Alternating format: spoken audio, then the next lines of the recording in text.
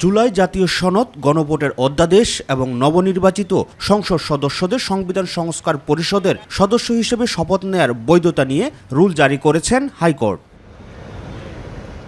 বিচারপতি রাজিক আল জলিল ও বিচারপতি মোহাম্মদ আনোয়ারুল ইসলামের হাইকোর্ট বেঞ্চ দুটি পৃথক রিটের শুনানি শেষে এই রুল জারি করেন।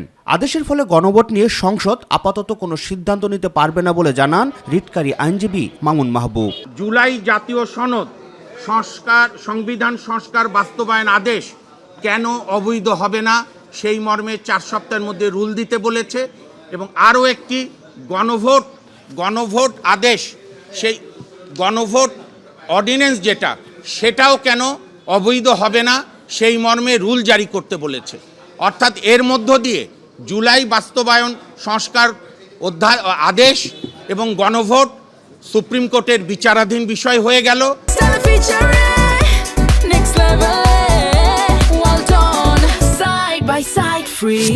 অন্যদিকে রিটের বিরোধিতা করে জামাতে ইসলামের পক্ষে আদালতে শুনানি করেন আইনজীবী শিশির মনির। তিনি জানান, জুলাই সনদ বাস্তবায়ন আদেশ ও গণভোট বাতিল হলে সংসদ নির্বাচন নিয়েও প্রশ্ন উঠবে। রাজনৈতিক সিদ্ধান্ত আদালতের কাঁধে দিয়ে সরকার দ্বিচারিতা করছে বলেও অভিযোগ তার। সরকার এই সংস্কার প্রস্তাবকে পার্লামেন্টকে বাইপাস করে কোর্টের মাধ্যমে সেটেল করে এক ধরনের স্থিতাবস্থা বা এক ধরনের সুবিধা নেয়ার জন্য চেষ্টা করছেন।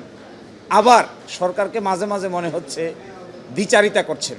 যদি বাংলাদেশে জুলাই সনদ বাস্তবায়ন আদেশ না থাকে, 30টি কনসেনসাসের ভিত্তিতে সংস্কার প্রস্তাব না থাকে, গণভোটের প্রশ্ন অবৈধ হয়, তাহলে শেষ পর্যন্ত থাকবে কি? শেষ পর্যন্ত নির্বাচন থাকে, সরকার থাকে, নিজের গদি থাকে, সবকিছুই বড় ধরনের প্রশ্নের সম্মুখীন হবে।